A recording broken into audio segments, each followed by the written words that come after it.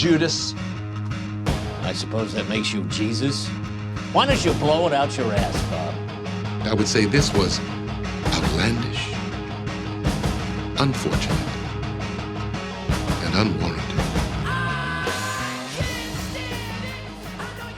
Hello, everyone, and welcome to this week's episode of The Squeeze, a weekly podcast. Hi, Squeeze. Hi, guys. Hi, The Squeezed.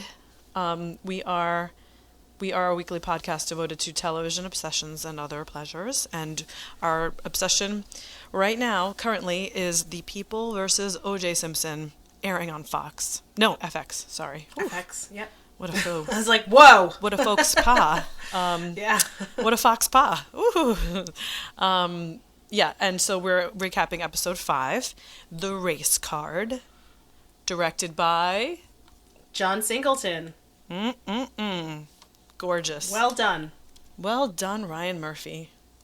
So let's kick it off. Let's get right into it. Where are we? When we start the episode, we're in the car with Johnny and his daughters. It's 1982. It is a 1982. flashback. Flashback Yes. to 1982. He is on his way to Hamburger Hamlet with his 2 girls. It looks like a joint custody outing, right? I'm guessing. Yeah, this is his weekend. This is his definitely weekend. Yeah. And gets pulled over. Gets pulled over by the cops. The cop is a douche, asks the kids in the car, "Is this your dad's car?" Yeah. And of course, Johnny gets upset, raises his voice a little bit, and the cop pulls him out of the car, slams him down on the hood, pulls his arms behind his back, and there was such a cute moment, though, where he was looking at his daughters, and he goes, "It's okay, we'll get to Hamburger Hamlet soon," while he's on the hood of his car. It was all very, very troubling, the whole thing, and Johnny tells the cop, "You're going to regret this." I love, actually, the way he says it. He's like, "I'm going to give you a moment to correct this, because you're going to appreciate the chance I'm giving you to find out who I am." I mean, I even want to back up a little farther than that. So Johnny's driving a Mercedes, and this looks like this is downtown Beverly Hills. Right. Yes. So just to set the context, right, of where he is. So he is in quite a wealthy area, and also he doesn't want to pull the "I'm the DA" card right away, and I think that's the interesting part of this. I think even Johnny was hoping for some type of easy resolution, but it became clear pretty quickly it wasn't going to happen. Right. So yeah, the whole thing's pretty ridiculous and pretty humiliating for Johnny and pretty traumatizing for his daughters. Mm-hmm. And it just kind of shows his own personal experience, which it was kind of masterful doing this. I am always wary of flashbacks to kind of explain narrative, but I think it was really necessary to kind of see that he's not just talking the talk, he's living through this himself. Yeah. So no matter how successful he is, it doesn't matter, once he's out of the courtroom, once he's out of his office, it doesn't matter. He's just another black guy on the street. So I thought this was really interesting. And then his daughters kind of being traumatized and him being humiliated in front of his daughters, and then them asking again, did he call you a nigger, which is such a crazy word. And I'm going to just say this right now. I'm not going to say it again for the whole episode, but it is a charged word. And, we'll call it the N-word. And yeah, I mean, it's pretty shocking and it's pretty sad that he would even be in that situation. Well, and Johnny's response, too, was totally hit home when he said, no, he didn't have to. Yeah. Completely. Ooh. So there's a lot of N-word in this episode. You could actually call this episode, you could call this episode the N-word. You didn't have to call it the race card. You could easily call it the N-word. You could. So now we're going to go to Johnny in church, right? He's in church. Yep. And he has a little mini press conference outside of the church. And we're going to go cutting to the DA, Marcia, cynical Marcia Clark. Marcia. Go, God's on his side, so I guess he's going to win now. Oh, God. Whatever she says. And then, in this press conference, Johnny's talking about the appointing of Chris Darden to the prosecutor's team, and it being a move that is obviously fueled by the race angle, right? Sure. And we get the shot of Darden looking up at Marcia is this true? Yeah, Those like, little don't tell me doe it's eyes. true, Mom. Actually, there's an amazing line, though, to lighten this up for a second, where somebody says, we all know that Darden is a fine attorney, and Marcia Clark goes, mm-hmm, like that. And it's like, boy. what? That was amazing. Sorry, I just had to put that in there, because I put it in my notes, and I'm like, she is sexually harassing him. This is going further than full borderline. throttle. Just It's the whole, full on it's like Mamet creepy style. boss. Yeah, Yeah. reverse Mamet style stuff going on. It's a reverse method. Yeah. So yeah, and this is the first of one. This is the first of a couple of instances where Darden and Marcia they're both operating on this level where it's like, grow up, guys. Neither of you thought of this or just accepting this as like with Darden must have known from the beginning that it did have something to do with this color of his skin, that she appointed him that quickly when all of this started to shake. Yeah, I mean, down. but I can see it from his position too, where and he kind of tells it later on in he his wants story it about to the be- affirmative action. right. Yeah, I mean, he doesn't want to just be his race. And Yeah. honestly, what didn't happen, and I don't think people talk about enough, especially because I'm out there on the Twitter for the squeeze, is I was kind of half-assed live blogging this on Tuesday night, is the fact that, Johnny was the same thing for the defense. Oh yeah. It was just 2 episodes ago Absolutely. that, we were talking about optics and someone needing to be able to speak to a downtown jury. Mm-hmm. And that's why they brought on Johnny. And I was kind of like at home, like, Chris, like, throw it right back at him. Mm-hmm. Because, he's in the same boat. He's being used the same way. Oh yeah. Right. So that's them in the DA's office. Then we get to Shapiro. We're cutting to Shapiro now. Shapiro has, I have in my notes that Shapiro has his Heather's moment outside of the conference room where he's That's like, I'm not amazing. going in there if he's in there. Because Lee Bailey is in there, and he had just been on Larry King, and I guess had just Yeah. also talked to the Daily News or the New York Post or something. Was it the Daily News? Some New York newspaper, I believe. It was the Daily News. Basically shit talking Robert Shapiro, and Shapiro's outside the conference room now where F. Lee Bailey is inside, and he's like, I'm not going in there if he's in there. No, the best part And is then goes in everyone there. playing dumb, but they're playing dumb. Like, who do you mean, Rob? Who don't you want to see? I don't know. Do you mean Johnny? Like, everyone's treating him like a 6-year-old girl. Like, It's so cute. Who could you have a problem with in there? Yeah. And then so he calls F. Lee Bailey Judas, and then he gets to Jesus. Yeah, that's just great. Yeah, Great he calls F. biblical Lee Bailey context. Judas, and F. Lee Bailey says, well, what does that make you, Jesus? Blow it out your ass, Bob, is how he responds to that. Yeah. Then we smash cut to strategy sessions with the prosecution and the defense. They're each going over all their strengths and the other one's weaknesses. We kind of all know what that's about. We don't really need to laboriously go over that. Right. But then Johnny, we do get a clip of Johnny kind of like get a peek inside the genius of Johnny, and he says to his team, evidence doesn't win the day. The jury goes with the story that makes the most sense to them, and we need to do a better job selling our story than the DA does telling theirs. Correct. Yeah, which is powerful. Powerful stuff. That's a real long plan, and it shows in every single way they frame everything this episode. I mean, everything is thought of, and it really makes the prosecution look like they're not on their game. So yeah, completely true. And it really leads right up to those opening statements. I mean, we're going to cover this later, but Yeah. Johnny opens his statement with a quote from Martin Luther King Jr. I know. And Marcia is talking about blood samples. I know, but she's I have not getting to say, it. But I have to say, it was kind of amazing because you could tell that Marcia just wanted her mic drop moment. She was like, Ron Goldman's blood mixed with Nicole's blood mixed with OJ's blood in the Equals, house. we won. Equals, yeah.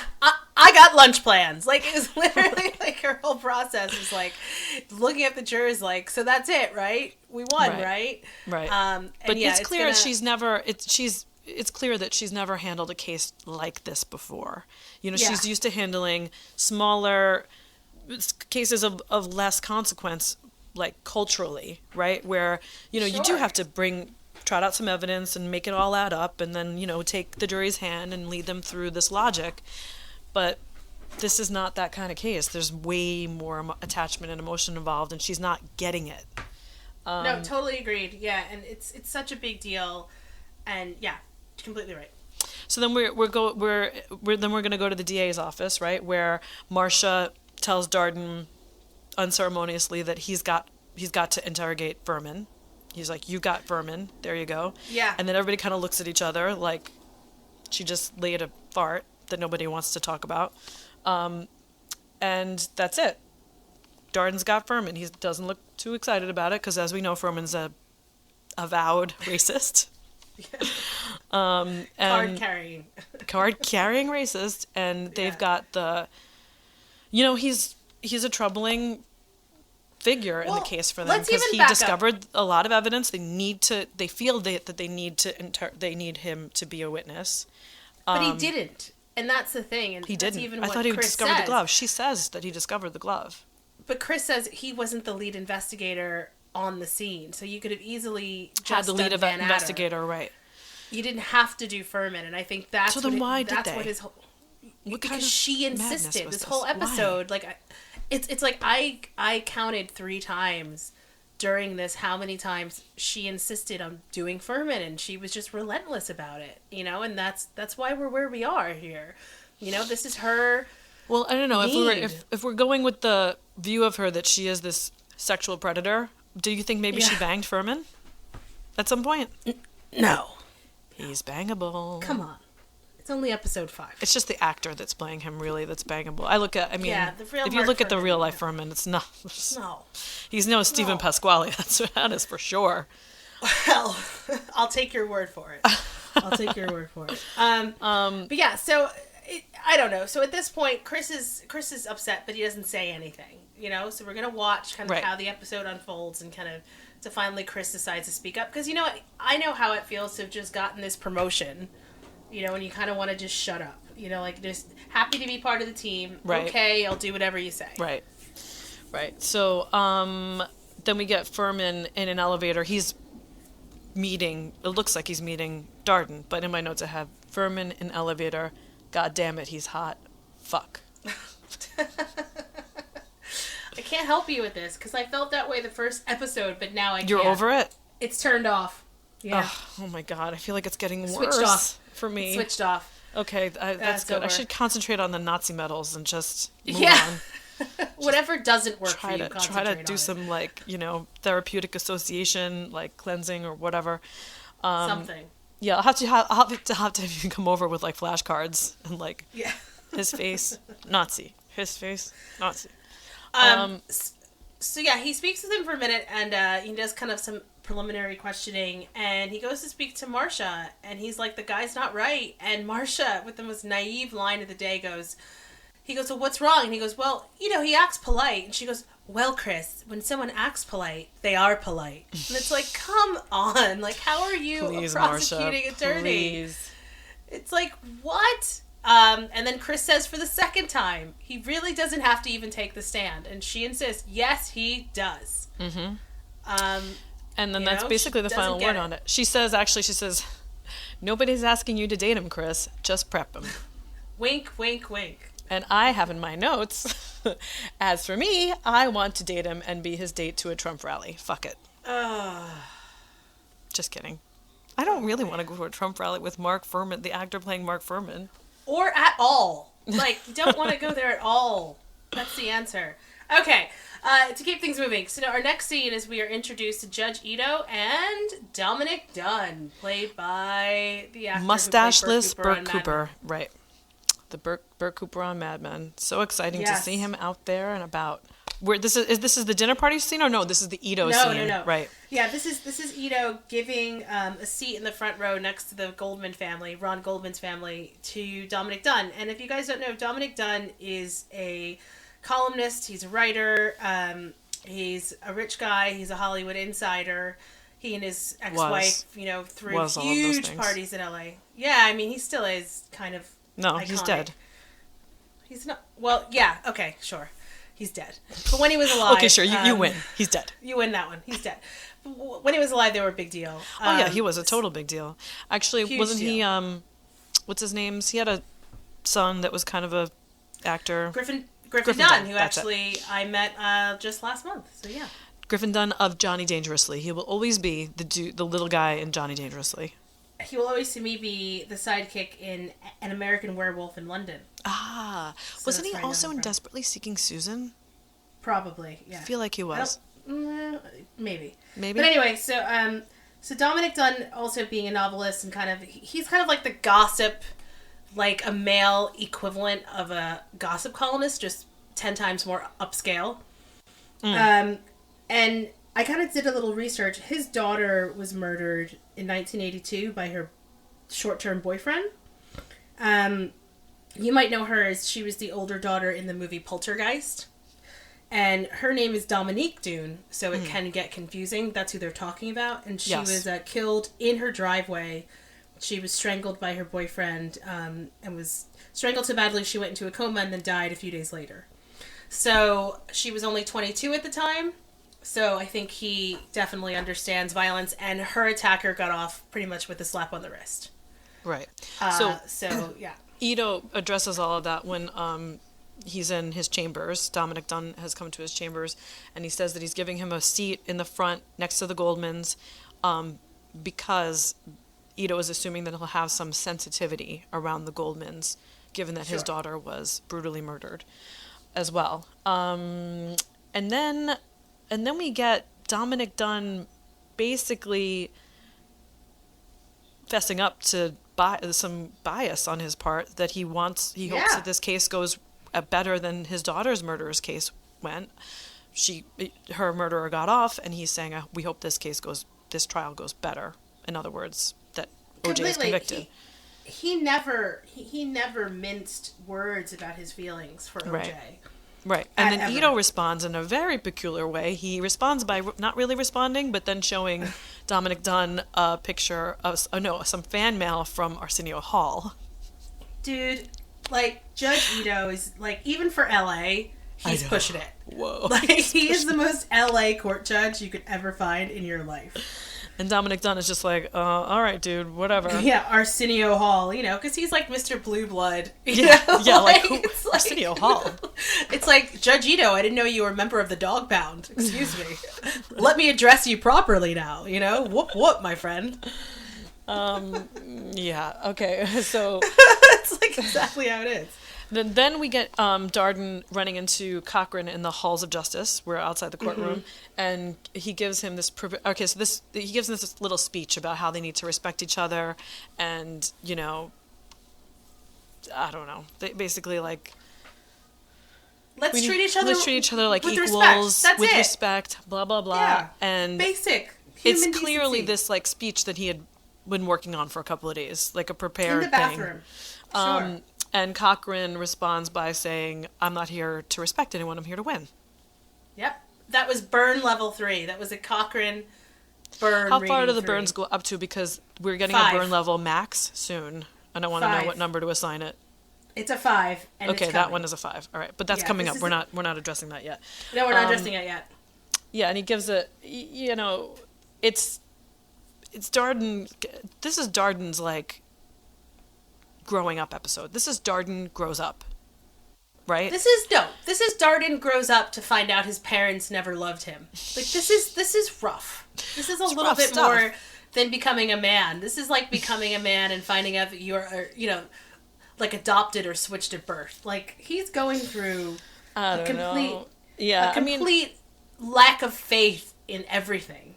He really mentor, gets stripped down and taken apart in this episode. It's not just pretty. Swat him Not around pretty. like a fly. It really isn't. And he seems like a really nice guy. I've got to say, I feel for Chris Darden because he got it even maybe worse than this show is depicting his treatment. Oh yeah, you think? See, I don't know so much about the case from when it was happening. I remember it was like within the black community, Chris Darden was just kind of a pariah. And as I watch this now, it's just really unfortunate because he was in a no-win situation. Yeah, he really was. Yeah. Okay, so excuse me. So we're outside the courtroom. We get into the courtroom, and Shapiro is trying to get to exclude the history of domestic violence, all of the 911 Why not? calls, all of the... Yeah. Sure, go for it. You guys, This is you what got you're paying for. Why Right. not? Bill Henchman gets up and kind of defends the, being able to admit that evidence. And he actually gets his big moment. I think that's his biggest moment before the case kills him. So then we get, after his little speech, we get Darden coming up to give his own little speech on the use of the N-word in the trial. And I'm gonna let you handle this one. I'm not gonna. Right. This is really Okay. there's a lot of stuff here. Oh, All right, boy. I will take, and again, I'm going to look at it for both ways, because on first watch, like, Mark and I were all high fives Johnny Cochran, okay? Oh, yeah. And so is the Twitterverse. Everyone's like, yeah, Johnny! On rewatch, Chris Darden cannot win. Oh my God, he cannot win in this situation. So he was, again, No. this is a pre-trial, or this is the beginning of the trial. So they're trying to get stuff thrown out just for the sake of it, okay? And so Chris Darden knows that he has his police testimony coming up, that he's going to have to deal with this word. So this is actually Chris trying to save himself, again, from dealing with Furman and Van Adder later. So he's like, It let is me this get up. can't-win situation of, like, he has to deal with Furman, so he's trying to figure out how to deal with Furman. This guy With is... that, and so really, it's a brilliant idea to go, well, if I can throw out everything to have to do with the N-word, then it kind of frees him up with Mark Furman. So he gets up there. Throw it out, and, though. yeah. He's not trying to throw it out. He's not putting up a motion to throw out a testimony that has the N-word in it. What he's trying to do is sway the jury into... I don't know. No, it's not even the jury. His he's whole thing trying with to the get judge out is the... that if people hear this word, they're going to is get arguing that. You're emotional about it. You're right. So if Okay. we use You're this right. word, the jury won't be able to rationally listen to the evidence because this word is so powerful. Right. Okay? Which honestly, I don't disagree. On basis, I get it. I totally get it. But Johnny comes up out of the park, left field, and goes, excuse me, are you saying that people of color can't deal with a word? Are you saying they don't have the maturity or the emotional ability? And it was just It's a rough brilliant. game. It's a rough game to play. You can't... I have it... As soon as he started on that train, I was like, of course Johnny's going to respond by saying, are you not saying that they are not mature enough to handle this? It's the soft bigotry of low expectations, that whole thing. Like you're Right, which you're is a couching brilliant things. counter argument. It's brilliant. And then in another twist, and this really happened because I fact checked this. This actually came from Darden's book that he wrote about this trial. Johnny goes up and whispers to him, "Nigga, please." Oh, so that really did happen? That really happened, Jamie. But did it come before the speech, or before Johnny's speech, or After, Oh, because that's the whole point. Is he just argued about using the word and then uses the word on Chris in the courtroom? This is level 10 head games. This is your God shitting on you. Literally, this is Jesus Christ rising from the grave and being like, everybody gets to go to heaven except you, Chris. You suck. Gabriel, you close that gate for Chris Darden. That's what this is, man. Wow. In open court. I mean, it plays Yeah. out as a fucking amazing television. Amazing. That's a burn rating 5, by the way. Yeah, that's the 5. Okay, we go up to 5. That is a burn rating. That's a 5. Yeah. So for me watching this, I'm like, okay, he gets up, he gives his little speech. As soon as he starts down the logic of where he's going, I'm like, this is not going to play well. Also because he's trying to play Johnny Cochran's game. You don't play Johnny Cochran's game. No, You don't get in the no, arena and decide you're going to start playing Johnny Cochran's game. No. Yeah. So as soon as you don't start Candy Crush on level 900. You don't know all the rules. you don't know what's going No, on. you start at level 1. Yeah, I agree. Yeah, so he gives his little speech. He's got his little legal pad with all of his little yellow papers crumpled up and like askew and whatever. And I'm just like, oh God, this is not going to end well. And Cochran takes the podium and obviously levels him. And I got this sense when it was happening. Remember in Return of the Jedi when you're in Jabba's lair and the floor opens up and that poor little dancer girl falls through the floor and this enormous, like slimy, many-teethed monster is just waiting for her, you know? Yeah. It was like that, except with like legal papers and expensive suits. I'm pretty sure to the people in the room it was exactly like that. You know, it was just like, this is just not gonna end well at all. And of course, you get the first taste of Johnny's brilliant way with words at the end of a speech. This was outlandish, unfortunate, and unwarranted. Alliteration queen. Actually, that is assonance, but technically. Okay, fine. But yeah, and then and please, N-word, please. Whoa. I just have whoa in my notes. Just shuts it down. It just shuts it down. His delivery is so. And can we just then we have address for one quick second again? We keep doing this, but Courtney B. Vance, holy shit, he needs awards. He needs all the coming awards. out of his ass next year. All the awards. I mean, honestly, 5 episodes in, and I'm pretty sure Courtney B. Vance is Johnny Cochran. Johnny Cochran. Sarah Paulson. That would be acting. That Sarah Paulson is Marcia Clark, and that the actor playing Chris Darden is Chris Darden, because that is Chris Darden, right? Yeah. It's amazing. It's amazing. So next we have a scene where Chris and Marcia are discussing kind of what just happened. You know, they're probably having like a what the fuck meeting, and again it shows their friendship / boss subordinate, bordering on inappropriate frankness with each other. And he tells her his issues, you know, and what happened to him in college. And he kind of shuts her down really well. Because he's like, you know, back in the 70s, you know, when I was in law school, you know, with affirmative action, she's like, oh yeah, I know about that. He's like, no, you don't. You're black. Yeah, you don't. I did like that. And just kind of shuts her down. She goes, right I remember away. that. He's like, no, you don't. You're white. You don't remember that. And kind of tells how, you know, he completely deserved to be in that school. He had the grades. He worked his ass off. But, you know, he dealt with feeling that people thought that he didn't belong there just from the color of his skin. And how he's feeling that same sort of vibe he's getting from the actual trial. The way the community's treating him and the way Johnny is treating him. You know, that he's, and I'm going to say it, he's an Uncle Tom. Yeah, well, it's unavoidable. Yeah, and it's just I mean, really, they do mention really it. They actually say it in the episode. Right. Yeah, they completely say it. So, so Marcia listened, so that's nice. And then we cut to, again, this is a Cochran special. Did you see that robe? Oh, that robe. Oh, the pajamas. Oh, her pajamas. The wife's pajamas. There's so many amazing things happening in this bedroom. I can't. Yeah. I was frantically pounding away at my keyboard. We got the tasteful curtain valances and the natural finish on his entertainment center, and we got. I said he looks like he just took like a nice long soak in his deep soaker because he's like ready to go. He's like live and like. There's definitely some ready for off-screen action. deep soaker action. Yeah.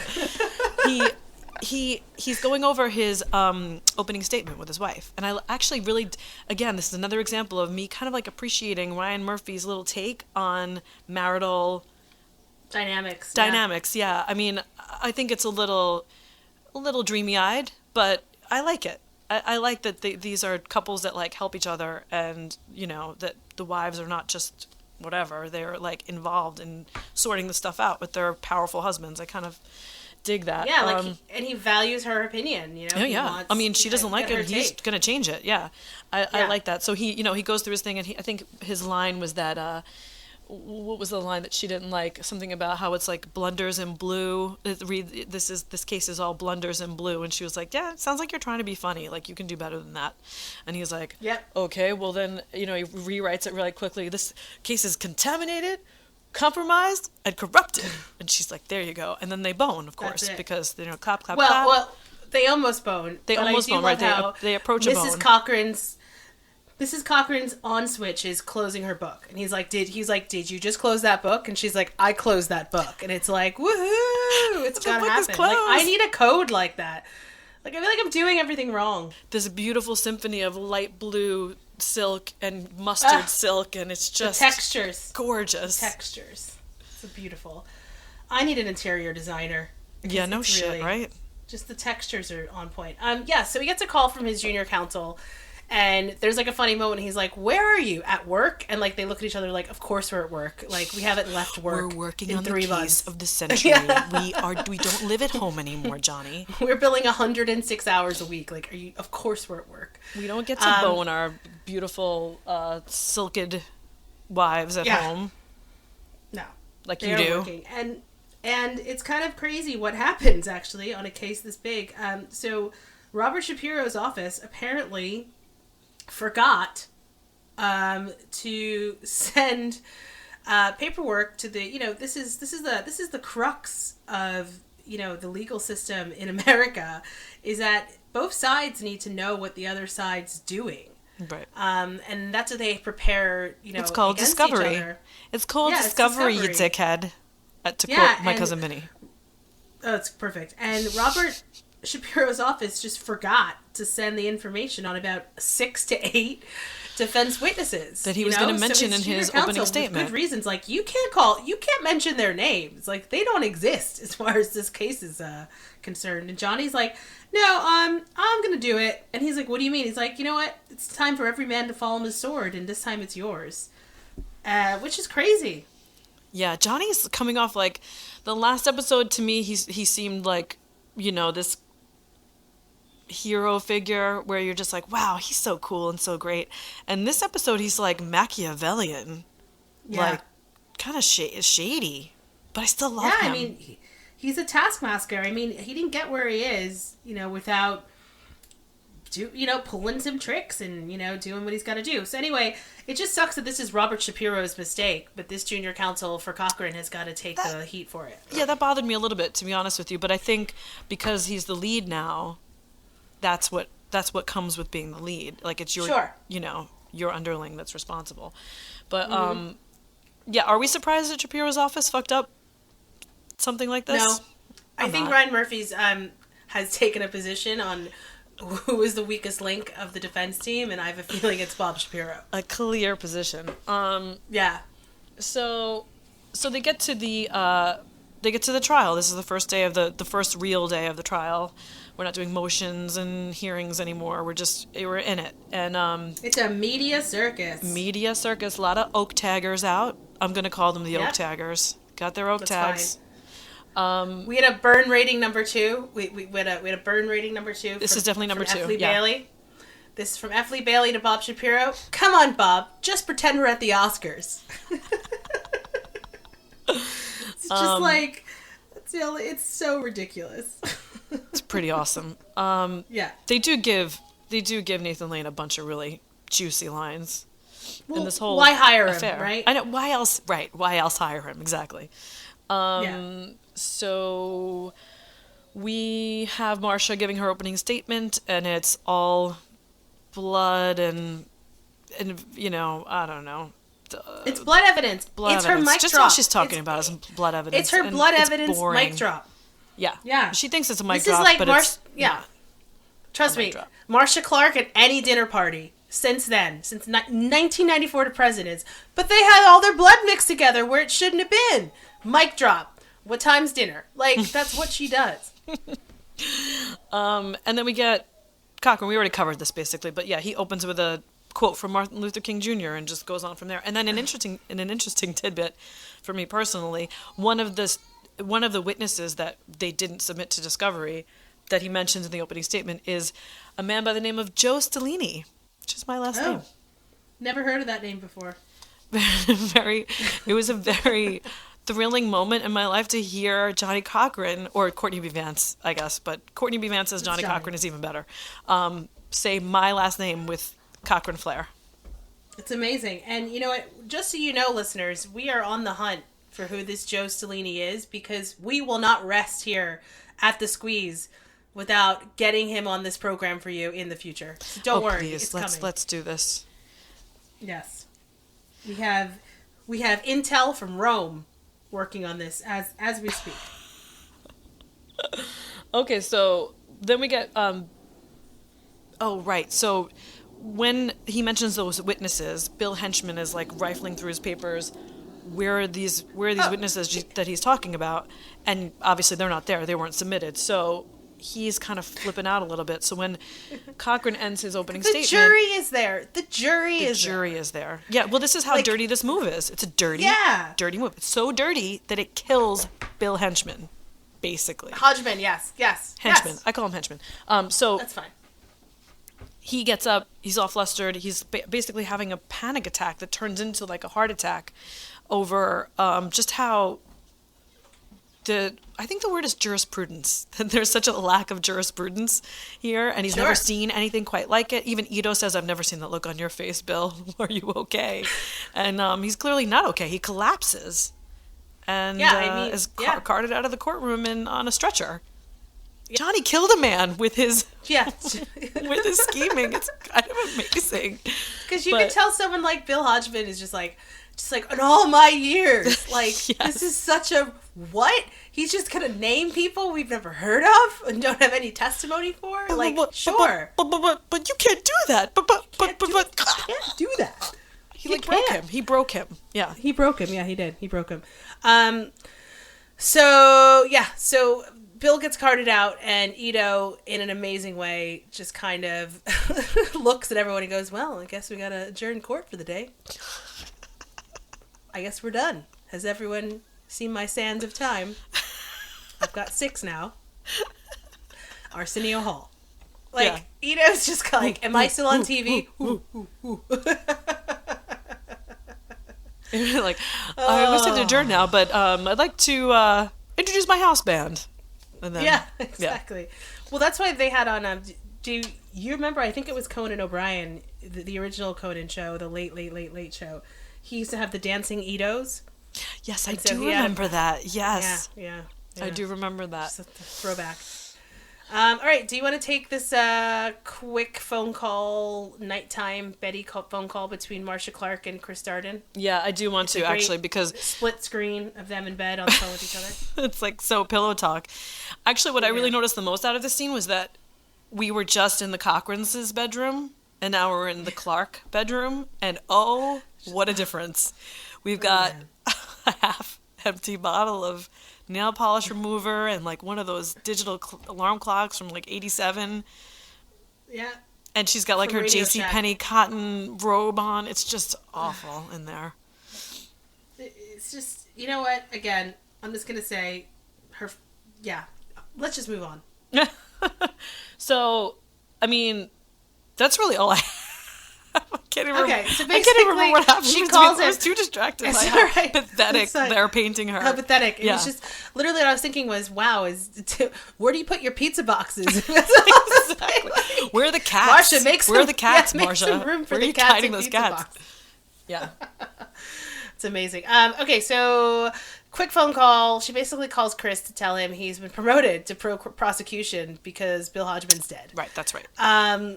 And she asked him if he's happy, and of course he goes like, "Yeah, of course I'm happy. This is amazing." But again, like, it's just a little bit louder. You can hear the bells tolling for Chris Darden's it's not going to end well. Yeah, it's getting worse and worse and worse. Well, it feels really great in this frying pan. What's that fire like? Yeah. Just let me know. Why don't you jump in and let me know? So then we get to we saw up to the Dominic Dunn dinner party. Ooh, this is great. So he's got this dinner party. He's got this dining room that's got like this long, crazy ass, like, you know, Downton Abbey style, Chippendale, huge. Yeah, it's a formal dinner. Dining table. This is what formal dinner used to mean. Right. When you got that, and he's got servants. I mean, it does. He is kind of like a holdover from the estate. Yeah. You know, we have servants. It's what he is. We serve dinner, right? Yeah. He's old money. Fun fact: I actually found out that Dominic Dunn's ex-wife was a ranching heir. She was a ranching heiress. Oh, I see. Okay. Not many people can say that. So yeah. Yeah. God bless. That's like a step down from like oil money. Yeah. Right. So basically, this is his circle. These are his people. Like, I kept thinking, like, what I jotted down was, these are Vanity Fair readers. These are 1980s Vanity Fair readers. This is Upper East Side. This is Park Avenue between 58th and 78th. They're in Manhattan?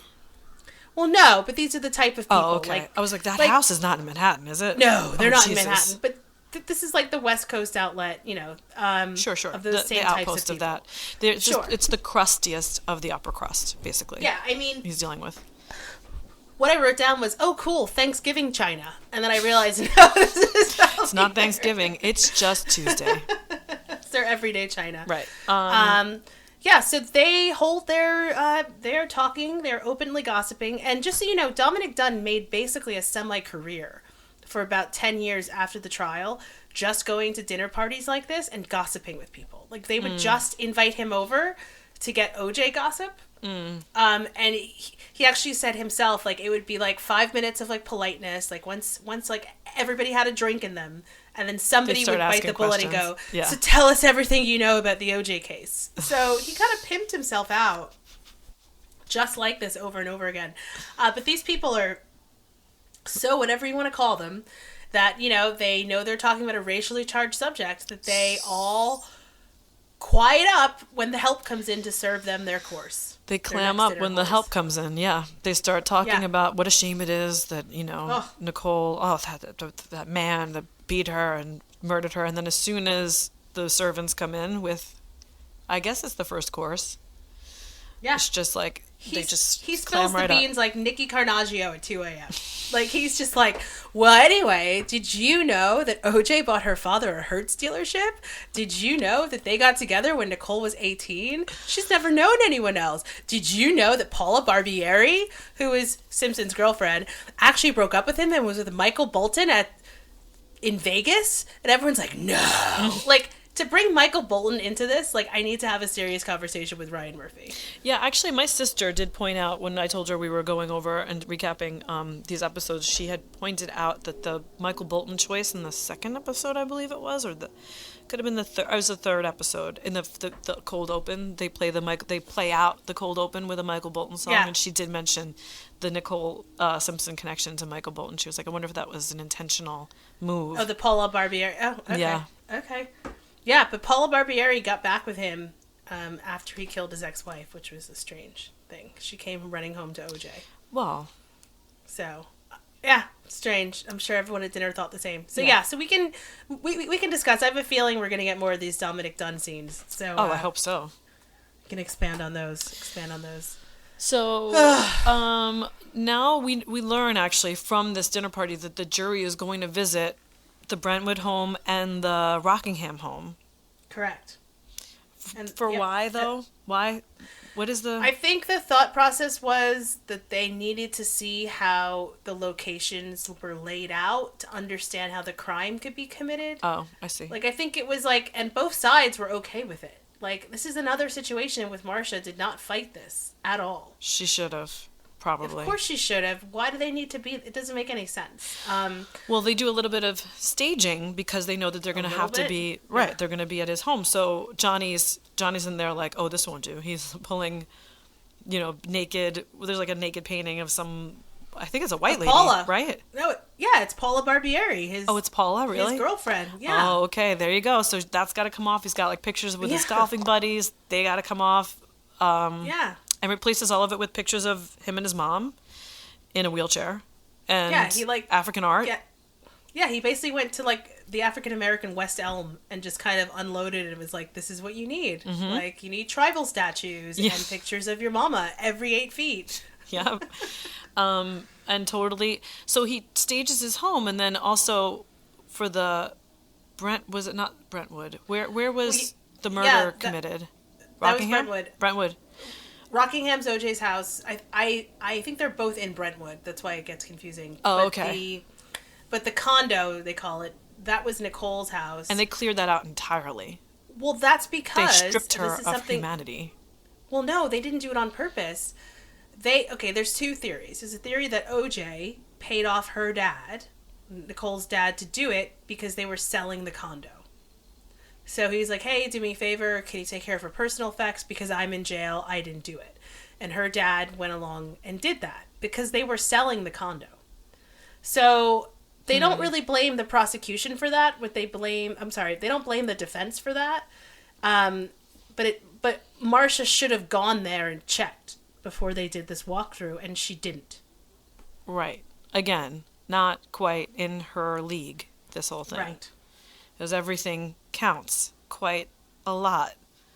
Yeah. So, yeah, and then, but I love the montage of them pulling all this stuff out and putting all this, all the new stuff in. It's all to the tune of Fantastic Voyage. Yeah. I like that upbeat kind of like thing. This is a fun little renovation project we're doing. People are like fawning at like his Heisman Trophy, and they're just going through, and yeah. it basically becomes like a fan tour Yeah. of the day. Yeah, It's exactly. completely ridiculous. It serves no purpose for the prosecution at all. So Yeah, and then so Darden takes a seat in the outside garden on the bench. we skipped a bunch of stuff though because we were just sorry. we were just staging at that point. We're not there with the jury sorry, we yet. haven't there yet. Okay. Right. So then we go to OJ in jail. Again, Johnny goes to visit OJ, and Johnny's addressing his lack of connection to the black community, and he asks him how many black people before this all happened. How many black people did you actually interact with on a regular basis? And not many for OJ at this point, the golfer and the mayor of Brentwood. Honestly, apparently, he was called the mayor of Brentwood. yeah. And he's like, how do you think that's going to play for your downtown jury? So I want you to think of these things, and we need to prepare you for connecting with the jury that we've selected for you. And let me tell you something. On rewatch, I felt this was a little harsh from Johnny. And actually what I wrote down was, well, where do you live, Johnny? And this kind of like, you're not black enough kind of whole thing, right. which I think it's great that John Singleton directed this, because I think he's, he kind of took a lot more liberties than I think someone else would have done, to kind of really push this issue, because again, I feel it's unfair in the same way Chris Darden's not black enough. Why? Because he works in the DA's office. And then this, it's kind of like this like judging, and it's like, look, at the end of the day, redecorate the house, do what you got to do to win. But there's a little bit too much judgment passed, I think, on just OJ's life, because it's really not a Cochran's business. Well, but again, this was more for the strategy to win, right? I mean, yeah, which is totally fine. I don't totally think agree it was with that. judgy necessarily, but It was like judgy on, this is why we've got to do it, because you don't do this. Do you know what I mean? right. And to me, it just felt a little much. That's all. Just felt a little much. Yeah, no, I hear you. Just I felt a mean, little much. I don't know. The whole thing is like beyond me. So No, I get it. So totally. So then we get to the actual day of the staging, and it's a circus. It's a complete circus in every sense of the word. when the jury comes, yeah, it's crazy.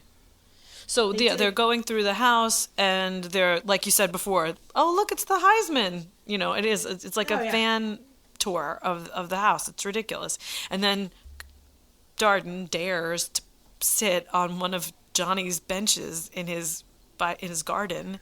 Not Johnny, OJ's. OJ, yeah.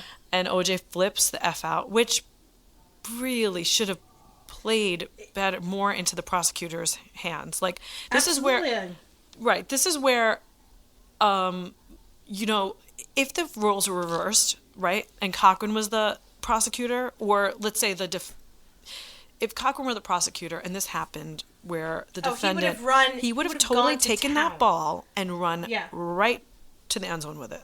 But this is where the defense is the prosecution in this case, Marcia et al., they're totally out of their, they're outclassed, because if they had any sense about them at all, they would have pushed his buttons even more and gotten him to act more like a murderous rageaholic. Yeah. But instead, everybody's freaking out like, oh no, we got to contain this. It's like, no, you've got to get him to do that again. Yeah, this was an unprovoked freak out Yeah. on someone for sitting down. Completely telling to kind of this hair trigger kind of flip, that he had. His like switch goes off and there it is. Okay, so we're getting, let's see. So that they walk through, it's crazy. And then we get Cochran coming up to Darden. This dust up happens. Yes. Cochran comes and like kind of pats him on the shoulder, and then as this little aside before he kind of runs off, he says, "Oh, by the way, they're gonna make you do Furman. Don't do Furman. Make the white people do him." Yep. And that is another level of getting inside Darden's head. We're like, what does that mean? Is that good for you? Johnny Cochran? Is that good for me? It's like one of those things like, well, if he said that I should do it, then maybe I should. But maybe he thought that I was going to think that way. So maybe I like that whole craziness. So he winds up calling his dad. He's like, Dad, I don't know how to do this. What did he mean? You know, I kind of really, this is the point when I really felt for Chris. I was like, oh God, this guy is just going through it. Yeah. It's He's at every questioning turn. everything. Right. He's got to question everything at every turn. It's just, God, it's exhausting, you know? And so his dad tells him to trust Johnny, you know? Right. Which is amazing. He's just trying to help you.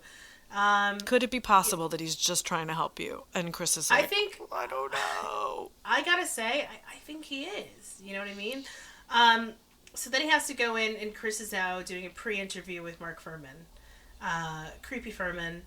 And he's you know what? Can I just make one comment, though, back to the whole thing? I think that they're not mutually exclusive. The idea that he could want to help him and also want to help himself, because Darden, he is looking out for Darden, but he also knows it won't hurt him to help Darden in this particular instance. Sure. If the white people do Furman, then it's not gonna take away from Cochran's case. If Darden does Furman, it's not gonna help them so much that it's gonna topple Cochran's case. So it's very low risk. It's very low risk for him in the case, but he gets to help his friend out, or he used to be his friend, or I guess they're not friends anymore. But you know, maybe he's feeling bad about all of the everything he said to him up to this point. I think he was sincere. I really do. It was a calculated sincerity, though, is what I'm saying. You know what I mean? Totally, completely calculated. Because it's still Cochran. So we get the comic relief of OJ commenting on the photos. Those aren't even my kids. I don't even know these people. As he's walking through the house, which is amazing. We have Chris talking to his dad, and he goes to interview Mark Furman, Chris, for a pre-interview, and Furman is just strangely reserved and a little creepy. He lists his best sports heroes as George Foreman and Magic Johnson. He kind of says he has no problem with interracial dating. He's never said the N-word. He gets really standoffish to a point about it. I mean, Darden really does go at him, you know, kind of rapid fire, pretty hard questions. And then he leaves and he goes to Marcia and he's like, I'm not doing him, you know? And she kind of looks crestfallen, like, oh, really? Oh, really? You know, like, I'm so busy. You really? And then goes, fine, I'll do him. And then Chris just goes, thanks, and walks out. No, I'll do him. Sorry. Yeah, great. And he's like, great, thanks. And then she goes, what's so difficult? It's just a cop on the stand. Dun, dun, dun. Yeah, really. And then we get as Wagner, because that's what you do. You have to play that's Wagner what you for this scene. When you scene polish your Nazi memorabilia. You put when your racist Nazi character is polishing the case that holds his Nazi memorabilia, you play Wagner. It's right here in the book. It's right here in the book. Isn't that right, Donald Trump? Anyway, so we have a close-up on his Nazi memorabilia, and then we end the episode, dun, dun, dun, for episode 6. Pretty awesome. He does mention that he collects World War II memorabilia in the pre-interview. He just says World War II. I did catch that. We find out. I mean, you kind of know, though, when he says World War II. And he says, I'm into World War II. And you're on the record as being a racist. Like, come on, put two and two together. That guy has Nazi medals. Totally. Yeah. Lots of them. Yeah. This is like pre-eBay. So, you know, so he has to go to like public places and buy these things. He's committed. So that's it. I wanted to throw in, since we had the episode, that, I do live in Brooklyn, New York, and I'm an African-American woman. And I got my hair did last week, Jamie. And I went to my local hairdresser, and, you know, it was a Saturday. It was a packed room. And I decided to go, hey, anybody watching the OJ show on TV? That's amazing. A lot of people were watching it, and we kind of all started chatting about it. And just organically it came up, well, you know, who thinks he's guilty? Would you like to guess what the results were of that poll? Because I took an unofficial Squeeze podcast poll at the hairdresser. Do I have to? At the beauty shop. Take a guess? Yeah. Well, just... Do you think that... at the time, it was a pretty fair bet that most black people thought he was not absolutely guilty, right? It was an aberration to not think OJ was not guilty. But now we're So looking this at is- 50, what is this, 20 years down the line? 18 years later, yeah. 18 years later, another arrest and another conviction later. This is, he was arrested for kidnapping Sure. somebody, right? No, he stole his own memorabilia. Speaking of memorabilia. I thought he was arrested for kidnapping. No, he it's basically they saw a way to put him in jail. That and part they of the did. charge. That's so weird. I think anyway, they were all friends of his, and he said that the stuff was his. So it was in Vegas at a hotel. So he broke in with a couple friends with guns, and basically held them up to get his stuff back. But he was charged with armed robbery and blah blah blah. Oh wow. Okay. Well. Anyway, back to the squeeze poll. So back to the squeeze poll. I'm gonna say that 20% flipped. 100%. Everyone in that room is like, OJ's guilty. Everybody knows that. Guilty. 100% flipped. 100% Nice. flipped. Yeah. All right. So it just goes to show you, and I think Thanks, everyone's Obama. kinda yeah, I don't think it's that. I'm just kidding. That was just a joke. I don't think Obama has anything I'm sorry. to I'm do taking with it that. seriously. I don't know if it was policy or Republican. No, and it was basically everybody just saying look, it was a time and place. We were all really hyped up, and there was actually an older gentleman there that was nobody wanted to believe it. Yeah. And coming right after the Rodney King thing. Yeah. Big deal. Everybody wanted Sure. vindication for that. Even some, white people, I'm sure. Yeah. So I just wanted to swing either update way, the world that as of Update the world? 2016, as of 2016, the black community and a beauty funny when aside. This hold is on, beauty hold salon on. in Brooklyn. Well, last night I was actually out with my husband, and this old man sitting next to us at the theater asked me to speak for the black community on Donald Trump, like a complete stranger. So I was like, I guess that's who I am now. And I was like, well, I don't speak for anyone besides myself, so sorry. And he was like, well, the black community hates Bernie Sanders, so how do you feel about Donald Trump? And I'm like... Oh, so that's the alternative? And I'm like, well, I like Bernie Sanders, so what do you... I'm like, so if I'm speaking for the community, then you love him. He's like, well, then maybe not you. I'm like, sorry I disappointed you, strange 75-year-old man that I now have to fight with for an armrest for the next 2.5 hours. Dick. Sorry, that's a true life story. That's a true life story. This is my life. That is one thing you have to admire the old community for, which is just being total dicks and not giving a shit about it. People, if you want to know what white privilege is, it's the fact that how many times have you been asked to speak for your whole community just going about your day? Right. Add that to the list somewhere, Allie Redmond. Add it to the list. That's great. It's no, annoying. I like that.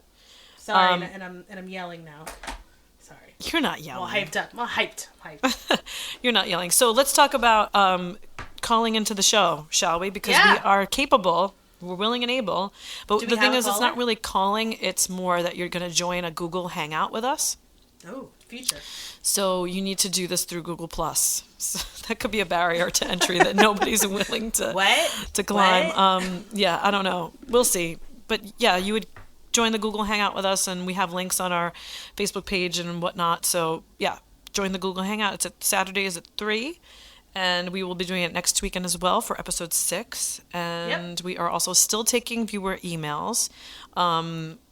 Sorry, Peter, we didn't get to your email again this week. Sorry, Peter. We have one email. This is why people don't write us, by the way. Well, Jamie, here it is. What is our email address? Because that can help too. Oh, right. It is thesqueezepodcast@gmail.com.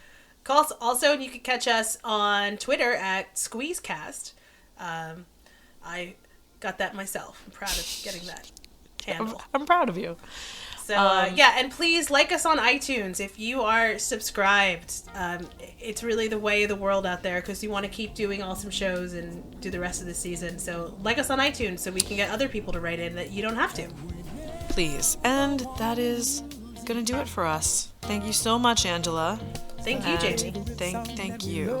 And thank you, audience, fans, friends, for listening. Yeah, good night. Good night. And we're in this love together. We got the kind that lasts.